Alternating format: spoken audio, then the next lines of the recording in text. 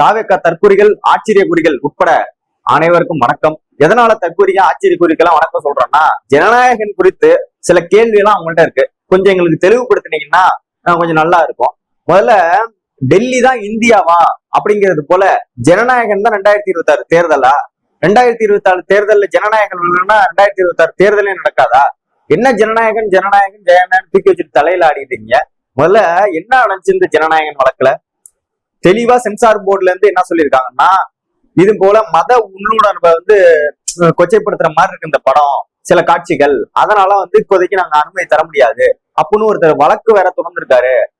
ஒரு கம்ப்ளைண்ட் வந்ததுனால நாங்க அதை ஸ்டாப் பண்ணி வச்சிருக்கோம், லேட் ஆகும் அப்படின்னு சொன்னோன்னே உடனே தாவேக்கா சார்பில இருந்து ஜனநாயகம் படக்குழு சார்பில இருந்து சொல்லணும், படக்குழு சார்பா நீதிமன்றத்தை நாடாங்க. இதுல இன்னைக்கு பிடி ஆஷா அவர்கள் தனி நீதிபதி ஜனநாயகன் படத்துக்கு தடை இல்ல, சென்சார் போர்டு உடனே அவங்களுக்கு யூஎஸ் சான்று வழங்கணும் அப்படின்னு சொல்லி கொடுத்துட்டாங்க தீர்ப்பை கொடுத்தோடனே கொண்டாட ஆரம்பிச்சிட்டானுங்க இவனுங்க. ஆனா அதுக்குள்ள கொண்டு போய் வெடிய வச்சுட்டாங்க நம்ம சென்சார் போர்டு ஆளுங்க.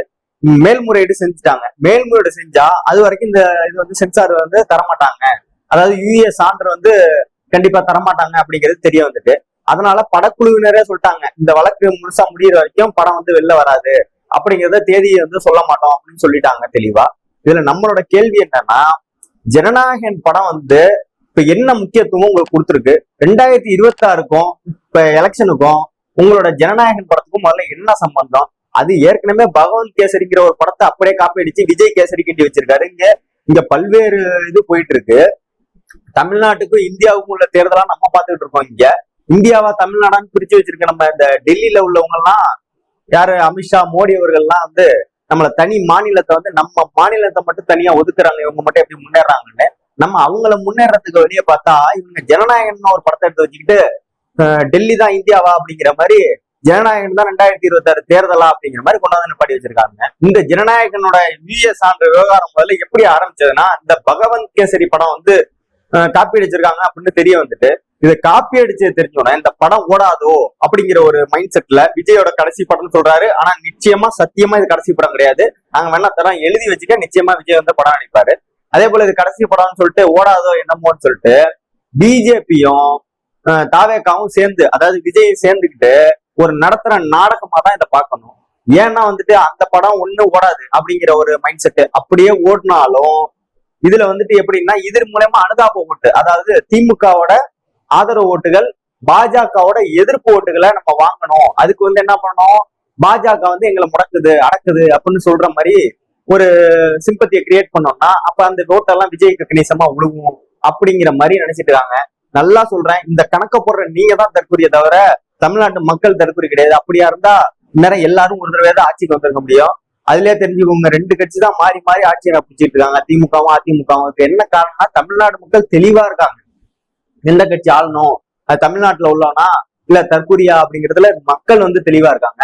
சின்ன பசங்க கொஞ்ச நாளைக்கு அப்படிதான் இருப்பாங்க, புதுசா யார் வந்தாலும் அப்படிதான் இருக்கும். வீட்லயே ஏதாவது ஒரு பொருள் வாங்கினீங்கன்னா 4 நாள் வச்சுட்டு கொண்டாடுவாங்க, அதுக்கப்புறம் முடிஞ்சு போயிடும். இந்த 2026 தேர்தலோட அந்த பசங்க எல்லாம் அரசியல் பேசுறதை விட்டுருவாங்க. இந்த ஜனநாயகம் நல்லபடியா வெளியாகணும் அப்படின்னு சொல்லிட்டு ஒவ்வொரு மாவட்டத்திலே உள்ள தாவேக்கா நிர்வாகிகள் சாமி தரிசனம், அழகு குத்துதல், மொட்டை அடித்தல், இப்படி பல்வேறு சம்பவங்கள் நடந்துட்டு இருக்காங்க. எங்களோட ஒரு குறிப்பான கேள்வி, ஏன்னா தாவேக்கா தற்கொலைகளா? கரூர்ல மரணம் ஏற்பட்டுச்சு, 41 பேரை கொன்னீங்களா அநியாயமா? அப்ப இது போல ஏதாவது ஒண்ணு பண்ணீங்களா? சொல்லுங்க, மனசாட்சி எதுக்கு சொல்லுங்க. விஜய்க்கு முதல்ல மனசாட்சி இருக்கா?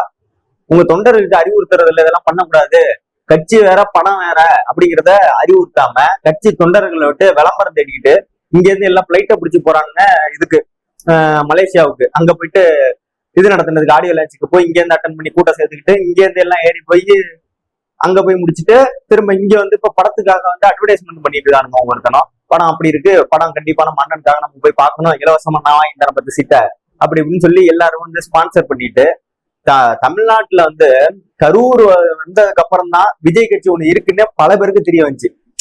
தமிழ்நாட்டுல மட்டும் இல்ல, இந்தியா ஃபுல்லா விஜய் ஃபேமஸ் தான். யாருன்னா அந்த கரூர்ல ஒரு 41 பேரை கொண்டானே அப்படின்னு பார்க்கும்போது விஜய் எல்லாரும் தெரிஞ்சுக்கிட்டாங்க, ஒரு பார்ட்டி வச்சிருக்காருன்னு தெரிஞ்சுக்கிட்டாங்க, கட்சி ஆரம்பிச்சிருக்காரு அப்படிங்கிறதையும் தெரிஞ்சுக்கிட்டாங்க. அரசியல்ல கொஞ்சம் கூட அடிப்படை அறிவு இல்லைன்னா மூடிட்டு வீட்டுல இருக்கணும். இங்க உட்காந்துட்டு மக்களோட உயிர் எடுக்கிறது. நாங்க 70 வருஷமா போராடிட்டு இருக்கோம். இங்க ஒவ்வொருத்தவங்க கட்சி வச்சுட்டு உட்காந்து போராடிட்டு இருக்கான். நேத்து எல்லாத்தையும் ஒரே நேரத்துல கெடுத்து விட்ட மாதிரி உட்காந்துக்கிட்டு எல்லாரையும் தவறா வழி நடத்திட்டு இதுக்குதான் சினிமா பின்னாடி போகாதீங்க அப்படின்னு படிச்சு படிச்சு படிச்சு படிச்சு சொல்லிட்டு இருக்கோம். ஆனா அதை பார்த்துட்டு வந்து அங்க எல்லாத்தையும் நடிச்சு வச்சிடறது உருப்படாத பூரா நடிச்சு வச்சுட்டு இங்க வந்து சட்டம் ஒழுங்கு சரியில்லை அப்படின்னு வந்து சொல்றது. எல்லாத்துக்கும் ரோல் மாடல் விஜய் தான். பாத்தீங்கன்னா கொலை பண்றவனுக்கு ரோல் மாடல் விஜய், கொள்ளை அடிக்கிறவனுக்கு ரோல் மாடல் விஜய், ரேப் பண்றவனுக்கு அழகிய தமிழ் பார்த்துட்டு விஜய். அது போல எல்லாத்துக்குமே விஜய் தான் வந்து ரோல் மாடல். சரிப்பா, இப்ப வந்து பாஜகவே உங்களை வந்து அடக்குறதாவே இருக்கட்டும். நான் என்ன கேட்கிறேன், இப்ப 2026 ஜனநாயகனுக்கும் உங்களுக்கும் என்ன சம்பந்தம்னு நான் கேட்கிறேன். 2026 விஜய் தான் வேட்பாளர், விஜய் தான் வந்து கண்டிப்பா முதலமைச்சர்னு நீங்களே சொல்லிட்டீங்க. அப்புறம் எதுக்காக வந்து இதை புடிச்சிட்டு தொங்கிட்டீங்க, எங்களை அடக்குது ஒடுக்குதுன்னு? நீ தான் முதலமைச்சர்னு நீயே முடிவு பண்ணிட்டியா, அப்புறம் எதுக்காக நீ போய் இந்த ஒரு படத்தினாலதான் நீ முதலமைச்சர் ஆக போறியா? இல்ல இந்த படம் வரலன்னா நீ முதலமைச்சர் ஆக மாட்டியா? எங்களுக்கு புரியல.